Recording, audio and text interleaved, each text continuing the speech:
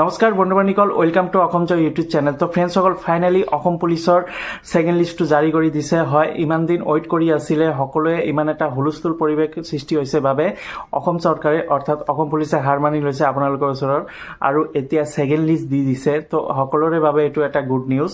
তো ইমান দিন আপোনালোকে ৱেইট কৰাৰ পিছত, ইমান এটা ৰিকুৱেষ্ট কৰাৰ পিছত যে অসম পুলিচে ফাইনেলি 1:5 কৰিছে আৰু আপোনালোকৰ এইটো ছেকেণ্ড লিষ্টটো ওলাই দিছে। অৰ্থাৎ ইয়াতে কাট অফ মাৰ্কো দি দিছে এটা নটিচ, আৰু তো সকলোৱে এতিয়া চেক কৰিব পাৰিব কিমান গৈছে কাট অফ মাৰ্ক। আৰু তো আগত যিটো এডভাৰ্টাইজমেণ্টত কোৱা মতে 1:5 দিব লাগিছিল, তো এইটো গভৰ্ণমেণ্টে ইমান দিনলৈকে 1:2 বা 3 কৰিছিল। এতিয়া এটা হুলস্থুল পৰিৱেশ হৈছে, সকলোৱে ৰিকুৱেষ্ট কৰিছে যে আগৰ এডভাৰ্টাইজমেণ্টৰ দৰে হ'ব লাগে। তো এইটোৱে এতিয়া 1:5 কৰিছে। তো আপোনালোকে চাব পাৰিব যে আপোনালোকে কাট অফ মাৰ্ক আহিছে নে অহা নাই। কিছুমানৰ বাবে এইটো এটা ভাল কৰিছে, তো সকলোৰে বাবে এইটো এটা ভাল কৰিছে। তো সকলোৱে ৰিটেন টেষ্ট দিব পাৰিব এতিয়া। তো আপোনালোকে চাব পাৰিব আপোনালোকে যে ৰিটেন টেষ্টৰ নাম আহিছে নে অহা নাই। তো আশা কৰোঁ আপোনালোকৰ নাম আহিছে, কাৰণ এইটো নতুন যোৱাকালি এইটো জাৰি কৰিছে। সেই নটিচটো যোৱাকালি আছিল 29 তাৰিখ, আৰু এই 29 তাৰিখতে আবেলি অৰ্থাৎ সন্ধিয়া 5টামান বজাতে এই নটিচটো দিছে আৰু কাট অফ মাৰ্ক নতুনকৈ দিছে। তো আপোনালোকে চাই লওক যে আপোনালোকৰ নামটো আছেনে নাই, আৰু 1 এপ্ৰিল তাৰিখে আপোনালোকে এডমিট কাৰ্ডখন ডাউনলোড কৰিব পাৰিব। তো ৰিটেন টেষ্টৰ বাবে সাজু হওক। কাট অফ মাৰ্কটো মই দেখাই দি আছোঁ, আৰু যিসকলে মোৰ চেনেলটো নতুন ভিজিট কৰি আছে ছাবস্ক্ৰাইব কৰি বেল আইকনটো প্ৰেছ কৰি লওক। তো ফ্ৰেণ্ডসকল, আহক মই কাট অফ মাৰ্কটো আৰু নটিচটো আপোনালোকক দেখাই দিওঁ। তো এইটো আমাৰ সকলোৰে বাবে এটা গুড নিউজ।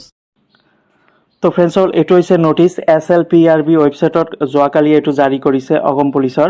ইয়াতে লিখা আছে চাওক যে 29 মাৰ্চ 5টা PM এইটো জাৰি কৰিছে এই নটিচটো। এইটো নতুনকৈ নটিচ আহিছে AB UB কনষ্টেবলৰ বাবে। আৰু আগতে লিখা আছিল যিটো 1:5 এডভাৰ্টাইজমেণ্টত, এই 1:5 হিচাপতে এতিয়া নটিচটো জাৰি কৰিছে যে আগৰ এডভাৰ্টাইজমেণ্টৰ দৰেই হ'ব। যিহেতু লিখা আছিল এডভাৰ্টাইজমেণ্টত এটা চিটৰ বিপৰীতে 5জনকে ৰিটেন টেষ্ট দিব পাৰিব। তো ইমান দিনলৈকে আছিল 1:2 বা 3 কৰিছিল আগৰ মেৰিট লিষ্টটোৰ দৰে কাট অফ মাৰ্কত। তো এতিয়া হ'ব 1:5 আগৰ এডভাৰ্টাইজমেণ্টৰ দৰে হ'ব। আৰু আপোনালোকে এডমিট কাৰ্ডখন ডাউনলোড কৰিব পাৰিব www.slprbosom.in।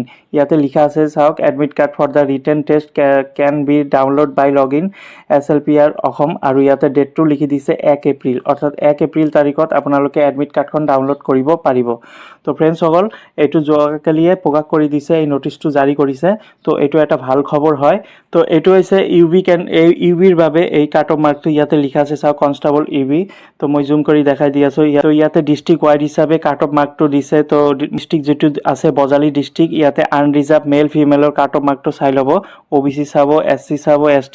তো সকলো ডিষ্ট্ৰিক্টতে ইয়াতে লিখা আছে। এইটো নতুনকৈ কাট অফ মাৰ্ক কৰিছে, অৰ্থাৎ সকলোৰে ৰিকুৱেষ্ট আছিল যে 1:5 কৰিব লাগে। তো যিমান কৰিব লাগে ইমান কমকৈ কৰি দিছে। তো আপোনালোকে যিসকলৰ নাম আহিছে চেক কৰিব পাৰিব আৰু ৰিটেন টেষ্টৰ বাবে সাজু হওক। ইয়াতে সকলো ডিষ্ট্ৰিক্টতে নাম আছে। তো আপোনালোকে চাই ল'ব আৰু ডাউনলোড কৰিব পাৰিব। SLPRB ৱেবছাইটত গৈ এই কাট অফ মাৰ্কটো ডাউনলোড কৰিব পাৰিব। আৰু এইটো হৈছে কনষ্টেবল AB। তো ইয়াতে চাওক, কনষ্টেবল AB লিখা আছে, আৰু কাট অফ মাৰ্ক অসম পুলিচৰ ইয়াতে লিখা আছে পাৰ্চেণ্টেজ। তো ABত কিমান গৈছে কাট অফ মাৰ্কটো আপোনালোকে চেক কৰিব পাৰিব। তো ফ্ৰেণ্ডসকল, এইটো আছিল কাট অফ মাৰ্ক আৰু নটিচ। তো আপোনালোকক দেখাই দিছোঁ। তো আপোনালোকে এতিয়া ৰিজাল্টখিনি চেক কৰিব পাৰিব ৰোল নংটো আৰু ডেট অফ বাৰ্থটো লিখি। তো এইটো SLPRBOSOM.in এই ৱেবছাইটত গৈ আপোনালোকে ৰিজাল্টখিনি চেক কৰিব পাৰিব।